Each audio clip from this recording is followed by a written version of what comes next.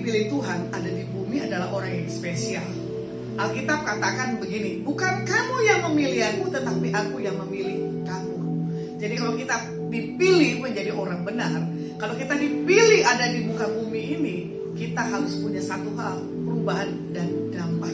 Ya, makanya seperti halnya pemain bola dalam tim nasional dalam suatu negara, ya. Berarti kan tim ini dipilih yang benar-benar orang-orang yang spesial, orang-orang yang pintar.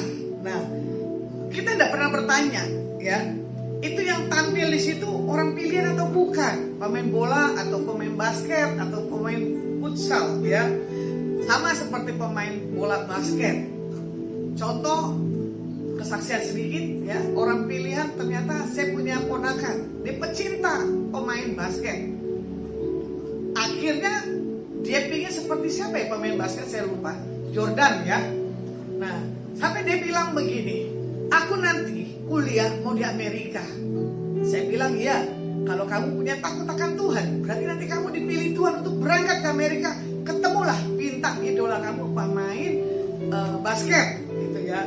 Sementara ponakan saya sebagai kaptennya, dia berlatih dengan semaksimalnya. Tapi saya lihat dalam satu pertandingan memang dikirim diutus. Kalau ponakan saya tidak punya potensi, dia mundur. Tapi kalau temennya nggak punya potensi, ponakan saya maju lagi. Berarti kan orang yang ada di lapangan itu adalah orang-orang yang dilihat kualitasnya sudah dipilih.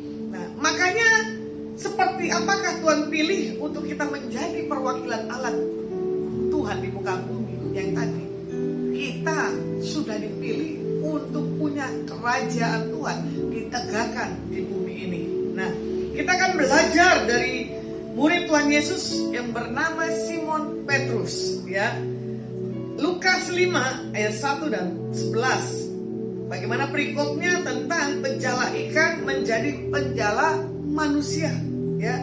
3 hal sederhana yang kita pelajari dari perikop di atas Lukas 5 ayat 11. Yang pertama adalah taat. Yang kedua rendah hati. Yang ketiga memuliakan Tuhan.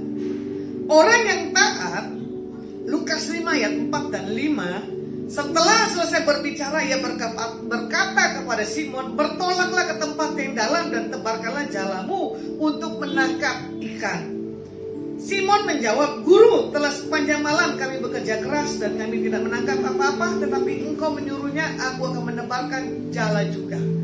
Bagaimana kita melihat sikap Simon Petrus sebelum seorang nelayan penuh waktu, tapi dia punya keterampilan dalam menangkap ikan, dan Tuhan mendengar, ya kan, untuk kembali ke laut. Ingat bahwa kemampuan tanpa ketaatan itu adalah nol. Seorang nelayan gak gampang, asal dia masuk ke kapalnya atau dia bawa kapal itu ke tengah, dia coba mencari ikan. Tapi kalau dia tidak tahu di mana tempat biasanya kumpulan ikan, itu gak mudah dan gak gampang.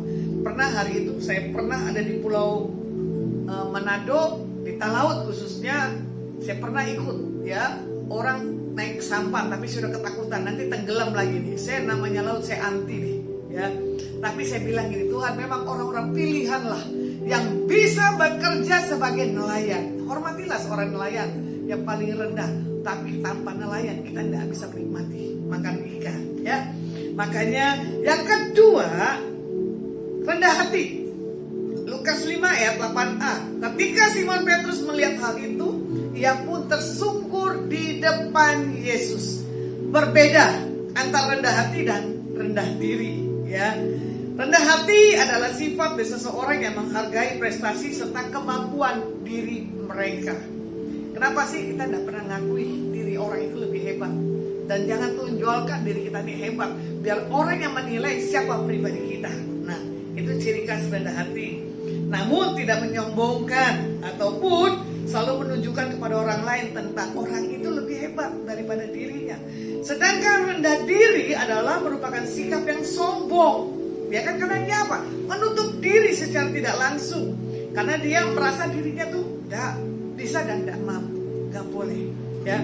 Makanya ini pilihan bagi setiap kita, anak-anak Tuhan. Jangan ada terselubung packagingnya seolah-olah kita ini taat, seolah-olah kita rendah hati, ternyata di balik itu kita tuh minder, tidak bisa. Yang ketiga, bagaimana memuliakan nama Tuhan. Lukas 5, 8b. Firman Tuhan katakan begini, Tuhan, pergilah daripadaku karena aku ini seorang berdosa. Nah, ada pengakuan dari Simon, bagaimana dia mengubah caranya memandang Tuhan Yesus dan memanggilnya dari guru untuk menjadi Tuhan. Itu gak mudah dan gak gampang, ya. Karena dia tahu kemampuannya dan kekuatannya itu dasarnya dari seorang Tuhan yang baik. Nah, kita akan simpulkan rendah hati untuk memuliakan Tuhan. Hari ini Yohanes 15 ayat 16, ya. Saya baca lengkap ayatnya gini. Bukan kamu yang memilih aku, tetapi akulah yang memilih kamu, dan aku telah menetapkan kamu supaya kamu pergi dan menghasilkan buah, dan buah itu tetap, supaya apa yang kamu minta kepada Bapa dalam namaku diberikannya kepadamu. Jadi ini pilihan untuk kita punya satu langkah, ya, untuk kita bisa menghasilkan buah atas orang yang kita jumpai tentang pertobatan dan keselamatan, bahwa mereka dalam hal pengenalan akan Tuhan. Firman saya cukupkan pada hari ini, biarlah menjadi satu hal kekuatan renungan setiap kita.